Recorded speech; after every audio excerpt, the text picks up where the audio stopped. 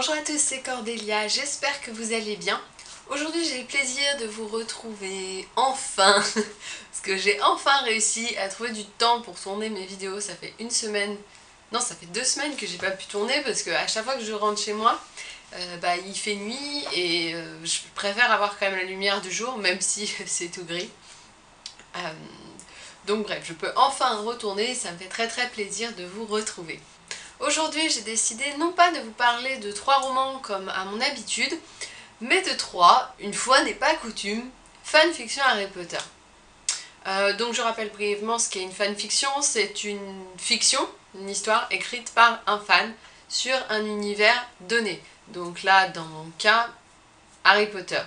Donc ça peut être soit des univers dits canoniques, donc on va réutiliser tout ce qui a été fait par J.K. Rowling, ou alors ça peut être des choses très alternatives où on pioche un peu ce qu'on a besoin, avec les personnages de la saga ou sans les personnages de la saga, avec des caractères qui correspondent totalement au bouquin ou pas, enfin bon voilà, c'est totalement libre. La première fanfiction dont je vais vous parler, c'est Effet Papillon de World Angel.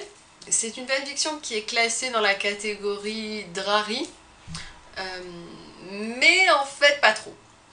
Le Drarry c'est quoi? C'est une histoire dans laquelle il y aura l'histoire d'amour Harry Potter, Drago Malfoy.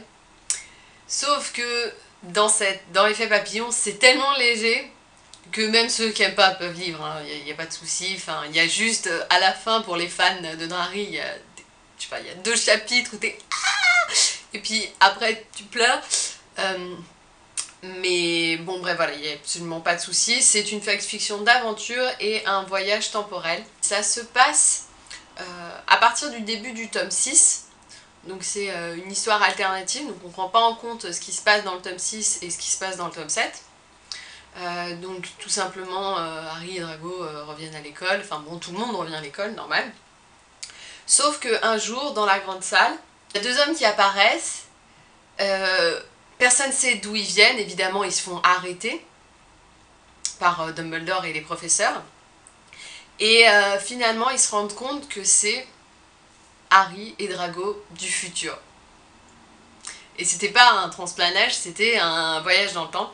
Et donc ils sont revenus à l'époque début 6e tome pour... pourquoi? Là est la question. Parce qu'évidemment, pour ne pas affecter le cours de temps, ils ne veulent rien dire. Mais bon, ils finissent quand même par cracher un petit peu le morceau. C'est Harry et Drago du futur. Et on apprend que ça a été la grosse merde en fait. Et en gros, Voldemort a gagné.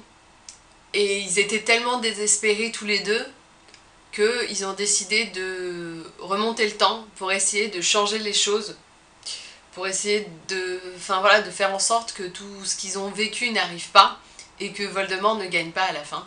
Et tout est basé sur les relations avec les personnages et les relations Drago du passé, Drago du futur, Harry du passé, Harry du futur. Et c'est ça qui est très intéressant parce que on voit vraiment leur évolution. On a le Drago et le Harry du début du tome 6, c'est-à-dire 2 petits cons. Et à côté d'eux, on a ceux qui sont devenus Enfin, je peux pas spoiler en disant ce qui se passe, surtout qu'on ne sait ce qui s'est passé dans l'avenir que à la toute fin de la fiction. Donc il faut absolument rien dire là-dessus. Mais en gros, ils ont vécu des choses tellement difficiles qu'ils sont devenus totalement étrangers à eux-mêmes. Les Harry et Drago du futur essayent d'enseigner à leur double du passé comment devenir des gens bien. Leur but aussi, c'est aussi de les entraîner à ce qui va leur arriver. Et ils ont des techniques très différentes, c'est assez drôle. C'est une fanfiction absolument géniale, à la fois pour l'anticipation qu'a fait World Angel de ce qui se passe après, de ce qui aurait pu se passer. Tout ce qu'elle écrit sur la guerre qui se passe dans le futur, c'est absolument génial. Et je considère que c'est comme ça que J.K. Rowling aurait dû faire. Ça aurait été tellement badass. Voilà, Effet Papillon, c'est vraiment une fiction qui est géniale et que je vous conseille, même si vous n'aimez pas la romance Harry Drago, sachez qu'il n'y en a pas en fait. Hein. Enfin, quoi, 3 lignes à la fin, quoi. Donc c'est pas ça qui va vous empêcher de lire cette fiction et qui va vous empêcher surtout de l'apprécier. Numéro 2. Je vous parle d'un monstre de la fanfiction française que vous devez connaître de nom si vous vous intéressez un petit peu à la fanfic Harry Potter. C'est Les Secrets d'Hermione de Mystaigne et Les Secrets d'Hermione 2 de Mystaigne. Alors il faut savoir que si vous rassemblez ces deux fanfictions absolument énormes, vous obtenez, en termes de pages en fait, en termes de contenu, l'intégralité de la saga Harry Potter. Donc, comment vous dire, c'est long. C'est très très long.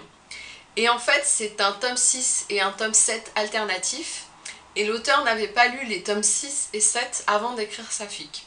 Ça va être difficile à résumer. Bon, comme ça, on dirait, avec le titre, on se dirait, bon, bah c'est Hermione qui a un secret, machin.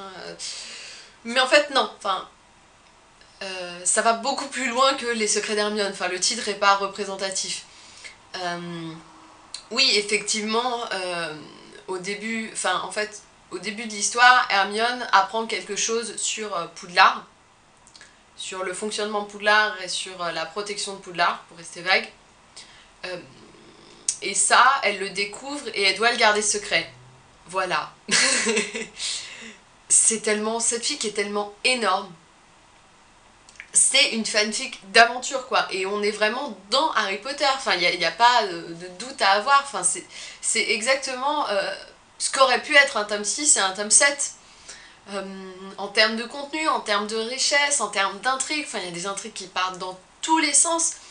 Les personnages sont absolument géniaux. Quand t'as fini Les Secrets d'Hermione, tu te dis mais pourquoi J.K. Rowling n'a pas fait ça? C'est pas possible, ça aurait été trop bien. Il n'y a rien qui est décevant dans cette fic. Bon, parfois Hermione est un petit peu trop je sais tout, mais en même temps, bah, c'est aussi, enfin, c'est Hermione, quoi. Elle est trop je sais tout déjà à la base. C'est pas, enfin, je pense que c'est quand même l'une des meilleures fanfictions francophones qui existent. En termes de taille, en termes de richesse, en termes de complexité. Ce truc, c'est énorme. Et ce qui me plaît énormément, c'est à la fois tout le secret qu'elle construit autour de Poudlard. Et on se demande, mais pourquoi J.K. Rowling n'a pas fait ça? C'est trop bien le secret de Poudlard. Et le traitement qui est fait de la maison Serpentard. Je suis une pro Serpentard à fond. J'ai énormément écrit sur la maison Serpentard ou sur des personnages que j'ai inventés qui auraient pu faire partie de la maison Serpentard, etc. Et là, les Serpentards sont tellement parfaits. Dans les bouquins, le problème c'est qu'on ne voit toujours que les Gryffondors. Et dans Les Secrets d'Hermione, il y a une place qui est accordée aux Serpentards qui est très très importante. Et on comprend leur point de vue, on comprend les alliances qui se créent au sein de la maison Serpentard, les tensions qui existent. Et si vous avez aimé Harry Potter, vous aimerez Les Secrets d'Hermione, enfin c'est pas possible. Alors par contre au début c'est vrai que on sent les faiblesses dans l'écriture, hein, parce que je crois que c'est sa première fic, un truc comme ça, la première et seule fic qu'elle a écrit.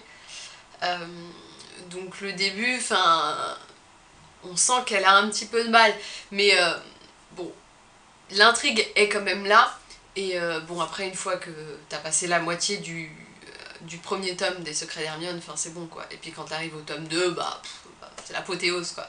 La fin est un peu gnangnan.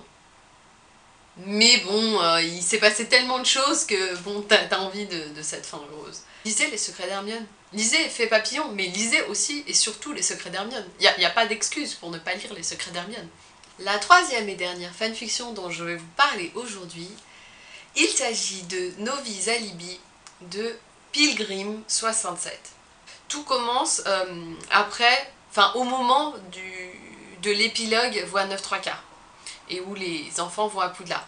En fait, cette Novi Alibi, ça s'intègre dans un cycle qui est beaucoup plus large, puisqu'on a Novi Alibi qui raconte l'histoire de Scorpius Malfoy et d'Albus Potter, donc les enfants de Drago et de Harry, et évidemment toute la nouvelle génération autour d'eux, et un peu leurs parents aussi, enfin bon voilà, c'est leurs histoires de famille. Affinité trop intime d'abord, qui est ce qui se passe entre Harry et Drago, après qu'ils se soient revus pour la première fois Voie 9 3/4.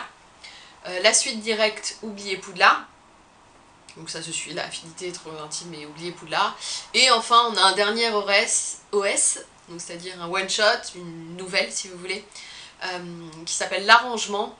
Et ça se passe en fait après toutes les histoires d'avant, enfin les 3 histoires dont j'ai parlé. Novia Libye, c'est l'histoire de Scorpius et de Albus qui vont à Poudlard. Et toute l'intrigue s'est basée sur le fait que Albus Potter choisit de ne pas aller à Serpentard.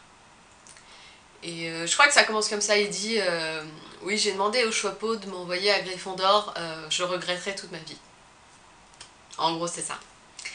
Et évidemment, vous le voyez venir gros comme une maison, ça va être une histoire d'amitié qui se transforme en histoire d'amour, avec des rebondissements pas possibles. Enfin voilà, c'est vraiment la saga familiale avec des histoires d'amour et des cadavres dans le placard comme on en rêverait. C'est très très long, il se passe plein de choses, on part de leur première année et ça se termine quand ils ont, je sais pas, 30 ans, un truc comme ça. Il y a des tas de personnages qui circulent autour d'eux, énormément forcément leur famille qui est très importante pour eux. Et en fait c'est comment ces deux personnes, enfin ces deux garçons n'arrivent jamais à être ensemble à cause de leur famille et du poids de leur nom. Et tout ça, ça pèse sur eux et au final, ils n'arrivent jamais à être réunis malgré tout l'amour qu'ils ont l'un pour l'autre. Et c'est une fiction qui est extrêmement belle et frustrante. Et c'est pas une histoire d'aventure, il n'y a pas un gros méchant qui va, tu vois, comme Voldemort, tout ça. C'est vraiment que des intrigues familiales, des intrigues amoureuses, des intrigues d'amitié. Et à côté de ça, vous avez Affinité trop intime et Oublier Poudlard, qui est l'histoire de Harry Potter et Drago Malfoy, qui 19 ans plus tard se rendent compte de ce qu'ils ont manqué, et qui essayent malgré tout de se mettre ensemble, mais ça marche jamais, évidemment parce qu'il y a leur fils en même temps, et ils peuvent pas prendre le pas sur leur fils, et ça rend les choses encore plus compliquées. C'est des belles histoires d'amour, et c'est pour ça que je vous conseille de les lire. Bon après, il faut évidemment aimer un petit peu le genre, quoi. Mais sachez que c'est vraiment très bien fait et que c'est très crédible au niveau des personnages de Harry et Drago, surtout parce que c'est souvent la question, voilà, est-ce qu'ils sont pas un petit peu faits, enfin, est-ce qu'on leur a pas fait faire n'importe quoi? Mais non, je trouve que ça correspond, et moi, le Drago qui est présenté dans cette fic, c'est vraiment le Drago que j'imagine détruit après la guerre, après tout ce qui s'est passé. Donc bref, je vous conseille de lire cette fanfiction, en plus elle est longue et tout, il se passe plein de trucs. Et bon, c'est écrit maintenant rétrospectivement, quand je la lis, c'est vrai qu'il y a des petites faiblesses dans l'écriture, surtout au début. Mais bon, j'y suis tellement attachée en fait que c'est pas grave quoi, enfin on s'en fout. Voilà, c'est terminé, j'espère que je vous aurai donné envie de lire de la fanfic Harry Potter, peut-être d'en relire si ça fait un moment que vous avez laissé tomber ça. En tout cas, c'était un plaisir de vous parler de ça, parce que bon, voilà, c'est des histoires qui m'ont vraiment énormément plu pendant une période où je lisais énormément de fanfiction. N'oubliez pas de me suivre sur les réseaux sociaux, Facebook, Twitter, Instagram, sur mes 2 blogs, etc. Je vous souhaite à tous une très bonne journée et on se retrouve au plus vite pour une prochaine vidéo.